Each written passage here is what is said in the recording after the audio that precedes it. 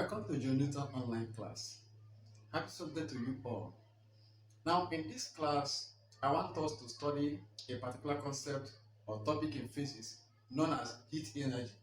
Then, specifically, I want us to look into thermal expansivity. Thermal expansivity, that which is one of the effects of heat on a body or on a substance. So, remember that last time we treated mechanics, where we had some calculations involving work, energy, and power. So this class, I want us to look into thermal physics. Good. Now let's look at the concept on the board here. The concept is heat energy. First of all, we know that heat is a form of energy. Remember, we have discussed energy before. It's a form of energy. Now, known as thermal energy, anyway, which is the quantity of that is the amount of thermal energy in a body, which can flow from hotter body to colder body. That's heat can flow from hotter body to colder body when there's temperature difference. Of course, we know that temperature is the what? The degree of hotness or coldness of a substance. Now, having done this, what do we mean by thermal expansivity? Of course, this arises from the effects of heat. One of the effects of heat on a substance or on a body is that it causes thermal expansion, that is expansion of the body. By expansion, we mean increase in size or increase in shape, that is expansion. So other effects of heat on substances include change in that is increase in temperature. It can bring about chemical change. It can bring about thermionic emission. It can bring about change in physical property of these materials like conductivity, resistance, and so on. It can also cause change in pressure on a substance. But now we are talking about thermal expansion, that thermal expansivity.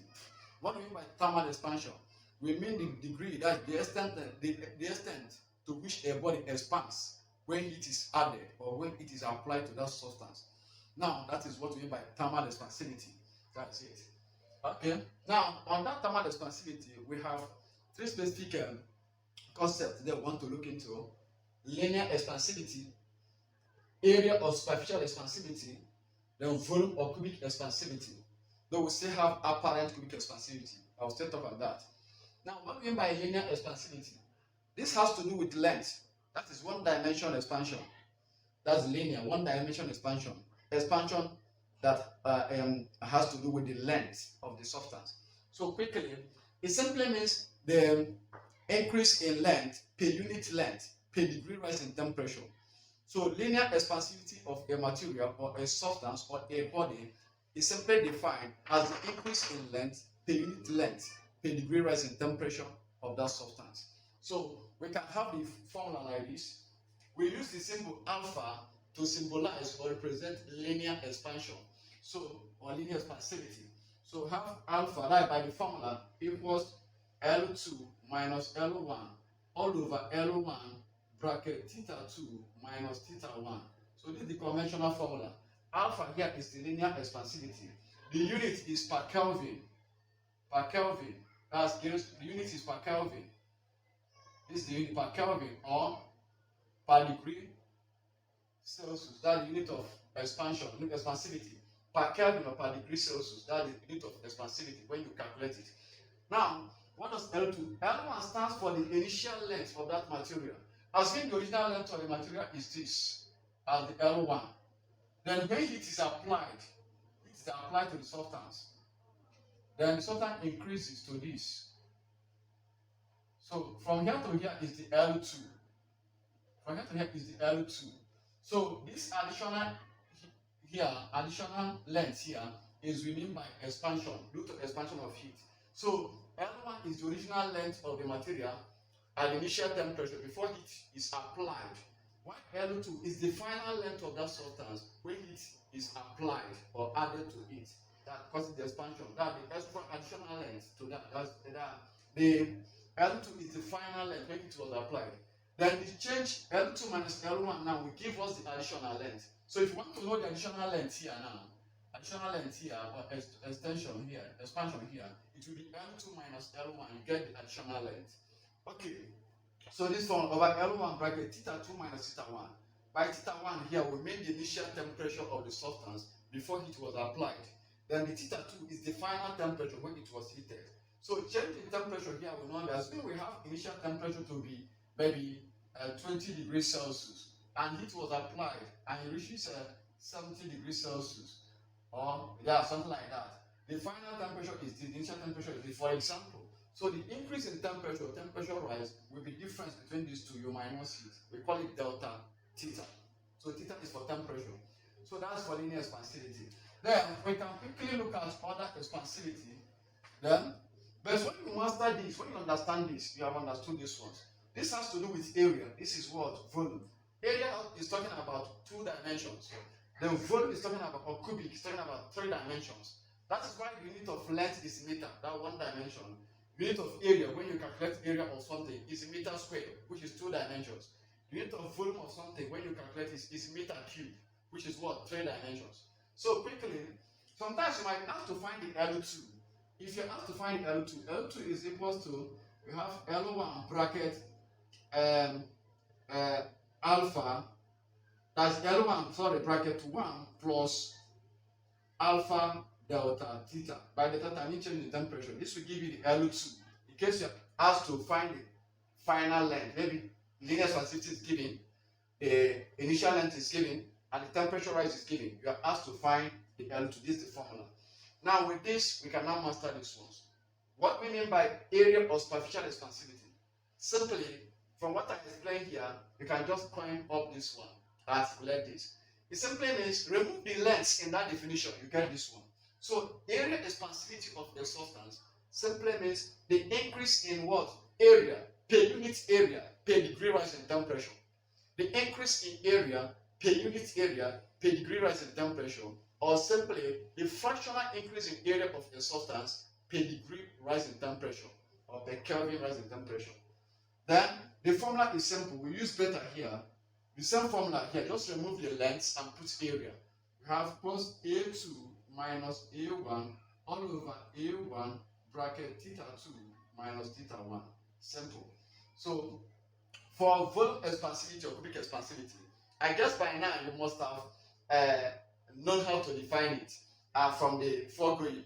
Simply, volume or cubic expansivity of a substance simply implies, or simply is simply defined as the increase in volume per unit volume per degree rise in temperature. That is, the cubic or volume expansivity is the increase in volume per unit volume per degree rise in temperature, or the fractional increase in volume of a substance per degree rise in temperature. Simple. We use the symbol gamma for this. We use beta for here. All their units is the same thing, per Kelvin or per degree Celsius. So for cubic expansivity, we use gamma. Gamma equals here we use V instead of A now, V2 minus V1 all over V1 bracket theta 2 minus theta 1. That is simple. So if you want to get A2, replace A in this. If you want to get V2, replace V in this, you get the formula. So that is very simple to understand.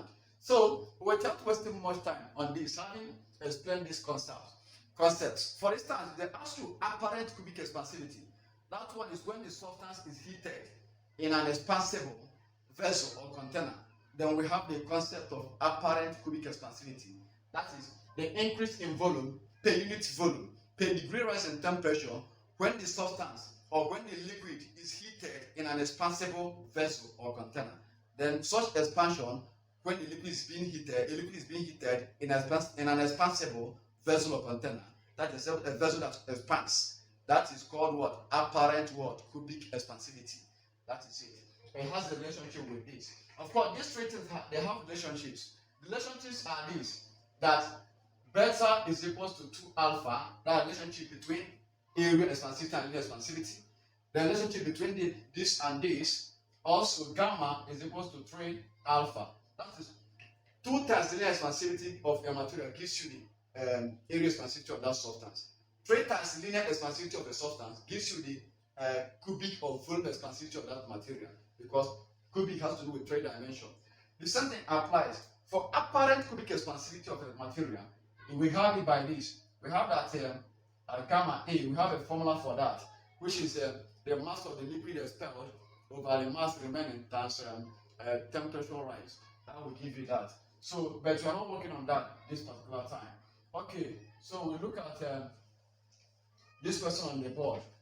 Now, let's have example of a calculation to cap this discussion.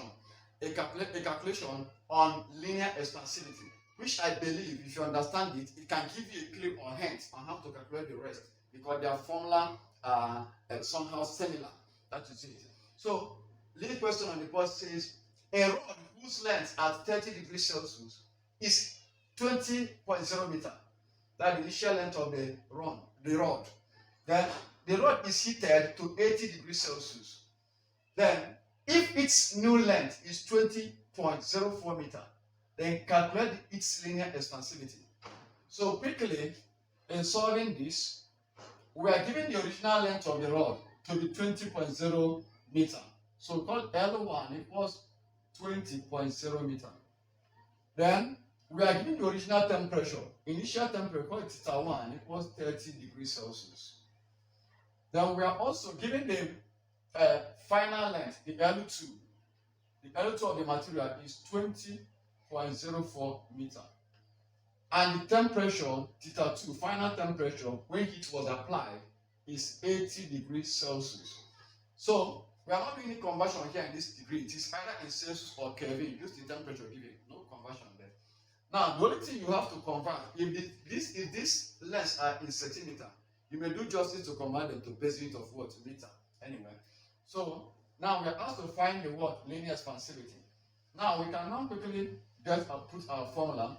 We have that alpha equals L2 minus L1 all over L1 bracket θ2 minus θ1.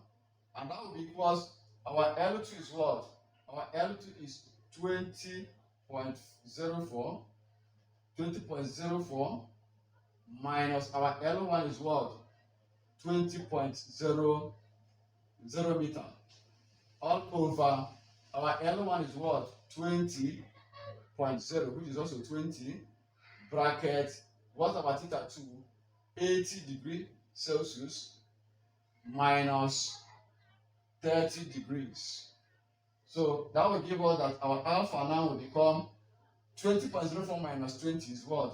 0.04. That's the additional length there. All over 20.0 is still 20 times 80 minus 30 is what? 50. And that will give us 0.04 all over 20 times 50. 2 times 5 is 10. We put the two zeros. 0.04 over 1000. And this is very simple.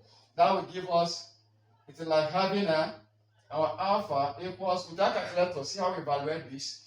We'll quickly add these 3 zeros here. It will give you 0. Add these 3 zeros to this one. 0, 0, 0, 0, 4. That is it. Now, how do we get, or in other words, you can use standard form. You can have this 0.04 means 4 times 10 raised to the power minus 2. That's what it means by standard form. Times, and this is 1 over 1000. 1 over 1000 means 10 raised to the power minus 3. That's a standard form. So, in this case, a lot of indices will come in. You see why we should marry mathematics with physics. Minus 2 plus minus 3, that's the law of indices, law of multiplication. You give you what? Minus 5. You are owing 2, you are owing 3, you are owing 5. You add the powers, that's minus 5. That will give you 4 times 10. You take 1 10 as a factor, raised to the power minus 5 per Kelvin. Per Kelvin. So this one also per Kelvin. Per Kelvin. So the answer is 0.01234 0.00004 per Kelvin, or 4 times 10 to the power minus 5 per what? Kelvin. So if you change this in standard form, you still get this. Thank you for paying attention to this particular class. So this is our linear expansivity of that particular rod or metal. Thank you for paying attention to this class. I believe with this, you have understood the hint or the guide, and also the concept, the definitions, the concept of this, and the principle or the method of calculating questions or solving problems under thermal expansivity. Thank you so much for your attention. For more of these solutions in physics and mathematics, you subscribe to my YouTube channel and also follow me on Facebook and youth and Instagram as well as TikTok.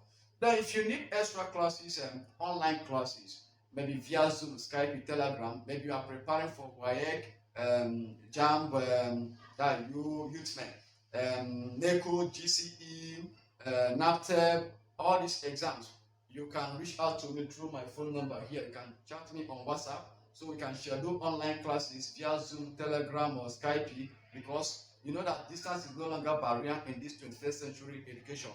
Kudos to ICT facilities. Thank you so much. I remain your